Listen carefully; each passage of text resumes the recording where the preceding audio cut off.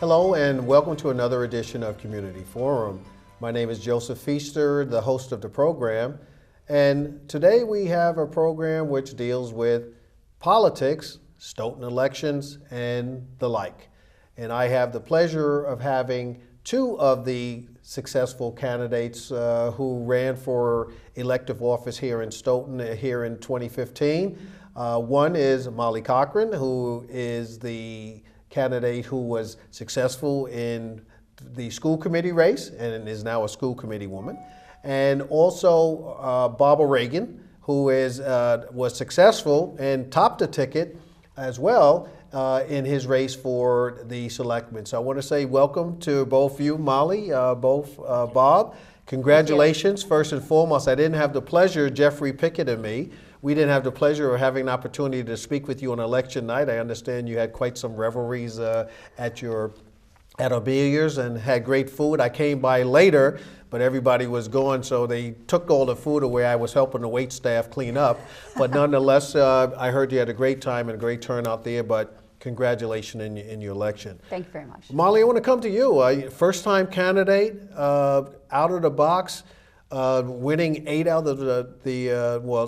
out of the 8 precincts handily with the incumbent. Talk to me about your election strategy. I'm sure there's folks out there running for office going to probably want to use that strategy when you garnered such success. And if I can just give some numbers, you won, the count was 1,461 to 777. And like I said, you won every precinct except precinct 8, and you only lost that precinct by 8 votes. So with that backdrop, tell us about how you put your campaign together being a first-time candidate. Well, my strategy was both to tap into people who actually are town meeting members, have some level of activism in the town, and actually tended to be quite aware already of what was going on with the school committee and may have been looking for a change, but also really to reach out to parents at the schools. I certainly, I will say that I use my children as my ambassadors at the high school, and I think that they probably obtained quite a few votes for me through promoting my campaign at the high school, but also leafleting at different events and trying to reach out to parents. And my message was that we really need to get parents to come out to vote. We need to get parents to pay attention to this race and to get involved. I also spoke at many of the PTO meetings, and again I said that everybody has to realize that what happens at the school committee level, what happens at the superintendent level, and of course the school committee chooses the superintendent and works with the superintendent, actually can affect what goes on in the classroom. So I know it seems very removed to parents, that it seems so many steps removed from their particular elementary school, for example, but it's all part of the same system, and that it behooves them to actually pay attention, to get involved, and to try to come out to vote. This is a town of echoes. And one of the echoes that I was hearing as I traveled about in different places was, oh, this campaign for the school committee is so negative. Your response? That's interesting that people would perceive it to be that way, because I certainly was trying to be part of a new school committee, which would be a very much more positive school committee that would not have divisiveness and conflict and would not have oppositional forces in it. My response to this suggestion that my campaign was negative was that I was running against an incumbent. The incumbent obviously had quite a track record before him, all of which was public. I mean, this wasn't based on rumors or things that happened behind closed doors. It's based on what happened in open at the school committee meetings, based on votes that he took or didn't take.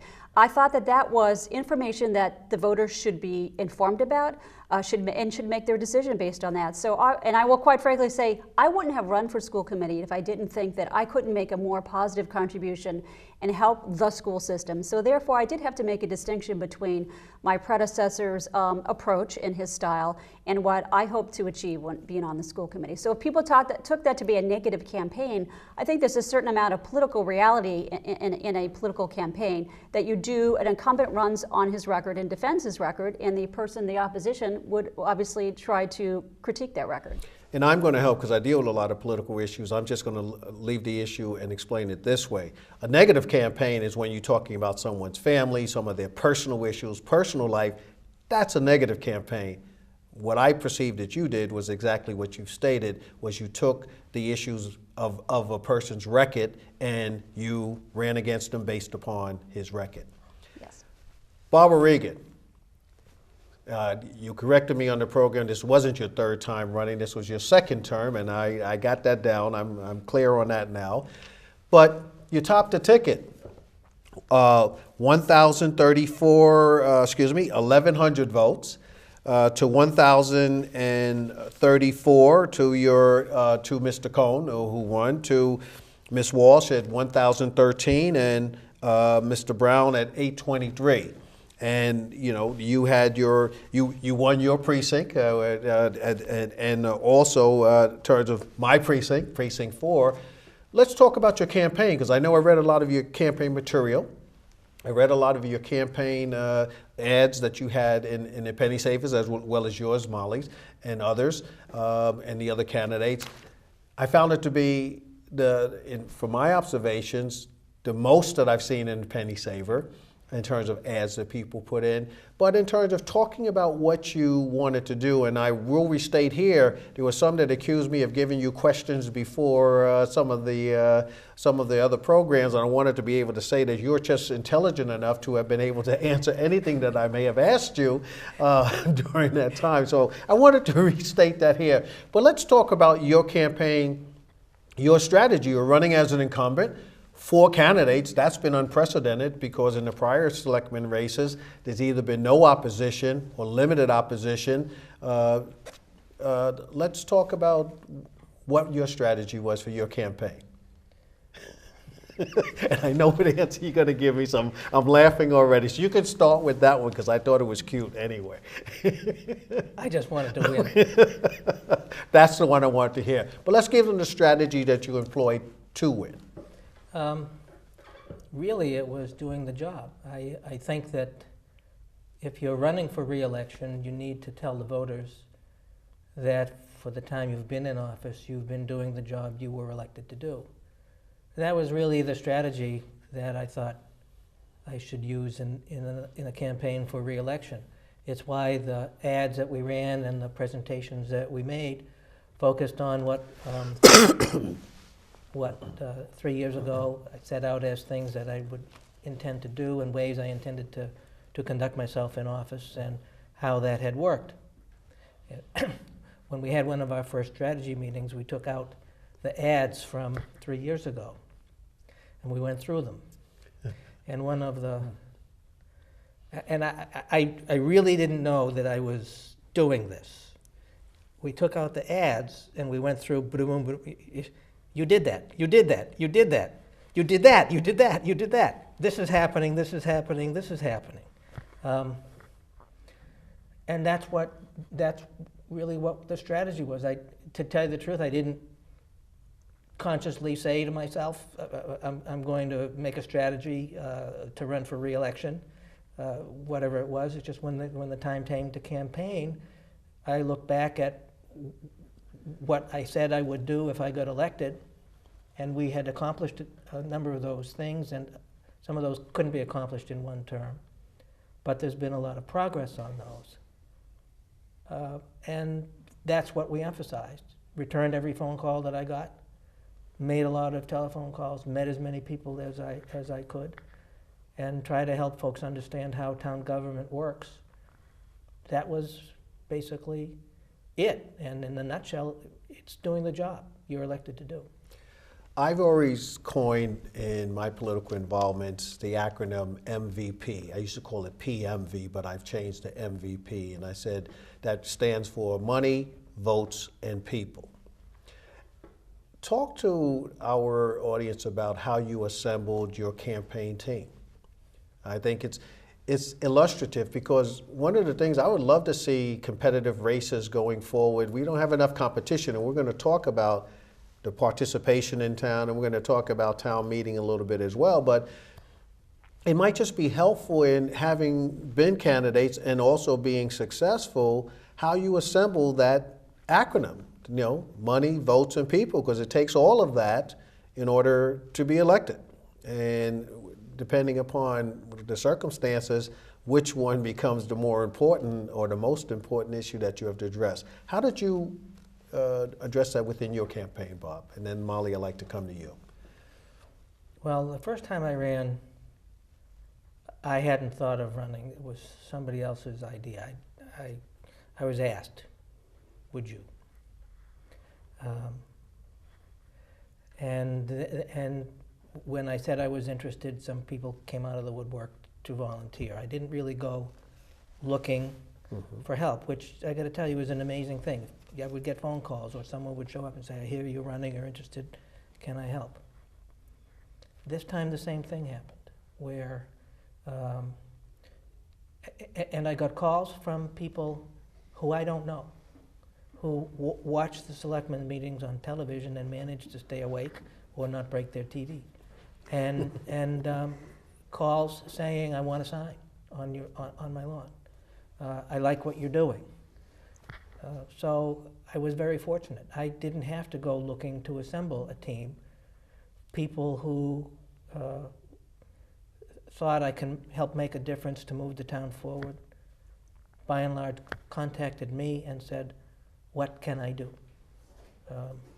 Did you have a structure? That blew me away. Did you have like a campaign manager, a treasurer, any of the customary things that campaigns have? I have a committee. Okay. David Asak was my campaign chairman.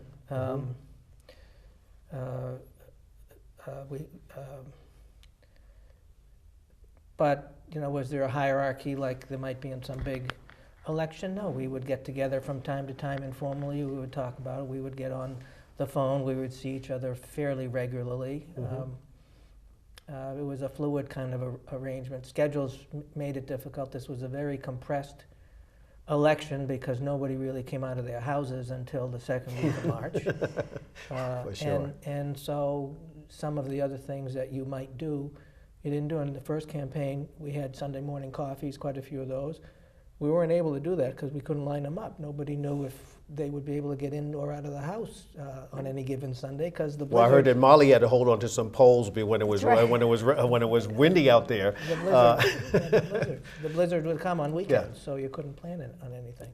So structure to the group, didn't really have it. Didn't really need it because people just sifted into roles that they wanted to do and work that needed to be done got done. It was, and as a candidate, I got to tell you, it is amazing. You sit and you look and you hear these people come and they say to you, "We'd like to get you elected," and it blows me away.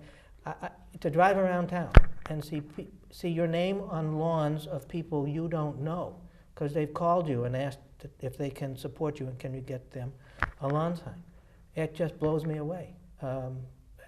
I'm gratified for it, but... I want to come to you, Molly, because your situation was different, first-time candidate. Right. Did you put together a structure or a team? And after I get your answer there, I want to come back to, what did you hear while you were out there? What are the types of things that's going to inform you as you take on your role? So let's talk about your campaign piece, and then let's talk about what you heard, which may inform your actions, and then I want to go to Bob on that as well. Well, I too benefited from a number of people that I did not know who stepped forward including some former school committee members who said, I want to help you out. What can I do to help you out? Came out on the streets with me and leafleted, held signs, got involved in placing lawn signs. And it is rather complex, and for me not going through it before was a little bit, sort of things seemed to be, I shouldn't say that there was a plan, but I didn't necessarily know what the master plan was until we got from one step to the next. I'd love to have the leisure to sit down and sort of like write a campaign manual for the next candidate who wants to come along, to sort of with the calendar and the schedule and all the different steps. But Jerry McDonald was my treasurer, and he was the one who obviously helped me make some of those key decisions and suggested all the steps that it would make sense to have in place. But I benefited again both from friends and people we knew who stepped forward, but from complete strangers who really wanted to see the school committee be on a better track.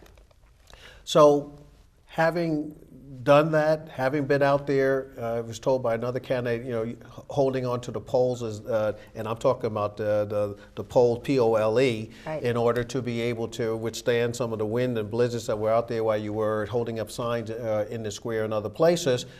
In hearing and speaking with people and going to the forums, what were some of the lessons learned which will inform you as you carry your responsibilities as a school committee woman? Well, I heard a lot of positivity that people were glad that I was running. I will definitely say I heard a variety of comments about the school administration, some of which were negative. And I drew one conclusion, which is that it's actually a very tough job being a superintendent, because somebody can pick one issue or reason that they're unhappy with, fairly or unfairly, and they translate that into, we have, unhappy with the superintendent, let's get a new superintendent. And obviously it's a much more complex job. And it's not that you definitely want to hear people's comments. You want to hear what they're happy, unhappy, and happy about, but you realize that there's a lot of different constituencies to satisfy, and it's a tough job, I would say, keeping everybody happy. But nonetheless, it was actually good and instructive for me to hear what people wanted to say about the school committee and about the school administration. Bob, you were out there, one being an incumbent, talking about the folks who came because they saw the stellar work that you were doing in your service previously, and I'm sure you heard a lot of things. Would you like to share any of those thoughts or comments that will inform your tenure now that you'll be here for another 3 years? Well, you hear good and bad. So, and you hear also things that aren't accurate. A lot of things that aren't accurate. That's the part that sort of troubled me most. Is there are, I would call them rumors. Those echoes that I was talking about. that pass as information that people use to make decisions on. And some of them involve complex things, so it takes time, which folks are happy to do, to dig through and try to explain what's going on. That's the thing that struck me most about is the need to get fuller, better information out for people. So we have a lot of misinformation that's informing decisions. Well, misinformation or incomplete information. Okay. And that's on all sides. How is it getting out there? And the time available for people to pay attention to this and absorb it is also less than it might have been in years past. On the good side, people get a sense that there's a real commitment to having true, professional, dedicated town government, to set some goals, to get the tax base functioning better so that the residents don't bear an unfair burden, and that the town isn't held back by an inability to pay for things that we really need, like a new high school, like a public safety building, like a library, like being able to redo the geometry of the roads in the square. That's going to take some money. And what people, I think, appreciate is that we now have a management team in Town Hall that is professional, that is looking at the longer term, that is committed to deal with the shorter term problems, but with a view toward how it gets us to where we want to go. And they see that as positive. Some of the negative is they wish Town Hall was a little more responsive and accessible, which is something that I want to work on, that they had more information about what is going on, and that, without getting into details, that is part of the problem of incomplete or inaccurate information and decision by rumor, which is kind of scary. Yeah, well, if we spent the time getting down in the weeds, we'll have a show just on the weeds. But one thing I'm going to ask you as a selectman, can you get the master plan out? Well, that's a source of incredible frustration to me. I'm on the master plan committee. And I have wanted to have that document issue. There was one part that, in my opinion, could and should have issued by August. And there's the economic component that could and should have been out by the fall. I wanted to have an orientation session in September, and that couldn't happen because it didn't get out. So one of the things that I intend to focus on and ask my colleagues on the Board of Selectmen to do is to ask the Master Plan Committee and the Planning Board, because that's where the Master Plan gets initially reported to, what do these groups need in order to finish it? Because, as you know, there was a lot of enthusiasm for this, and the time it has taken to go through draft and draft and draft. Yeah, I don't mind if there's an I that's not dotted and a T that's not crossed.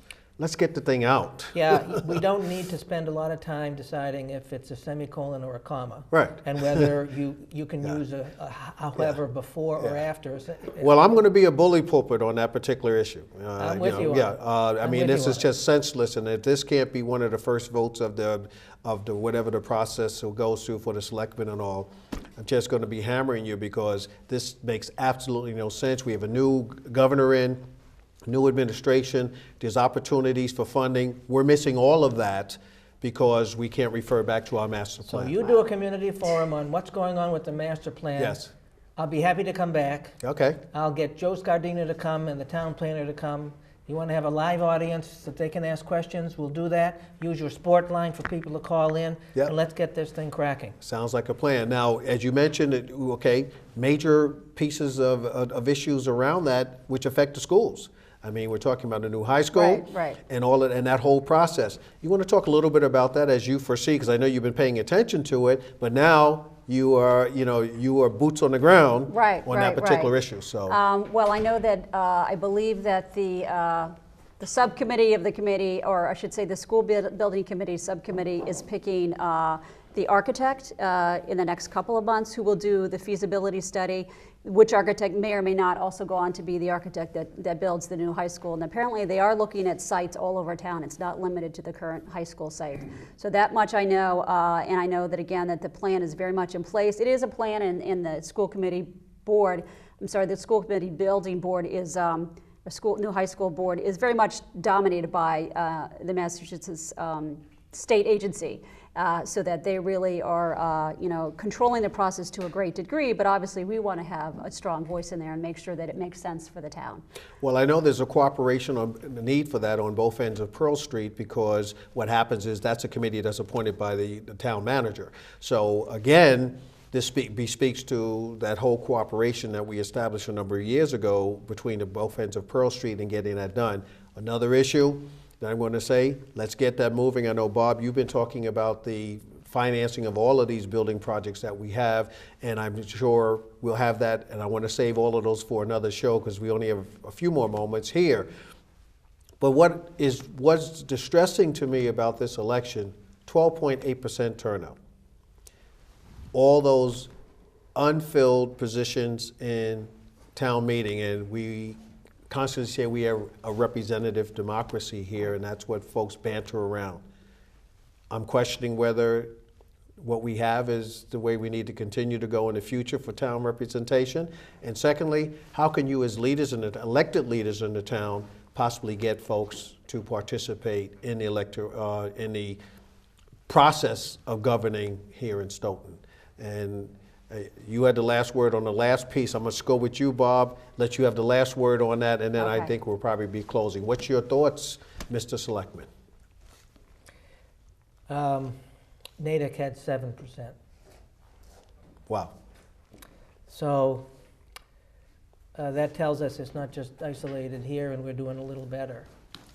The problem is, when you think about it, that the decisions that affect people most closely and most directly get made by so few people. Had 200 more or 200 fewer people come out in this election, it may have affected the way the schools in the town get run, just by the way the numbers fell in.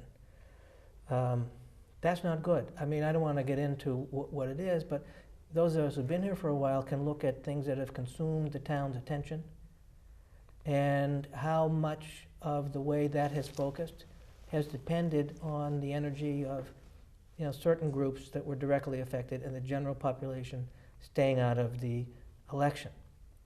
I think if we had 20 or 25% participation over the last 30 years, we would already be the kind of town in terms of facilities, schools, support for police and fire and public safety that we were talking about in this election. We'd already be there because the people who would run and be elected and who would serve would have had the charge to do it. What's the solution?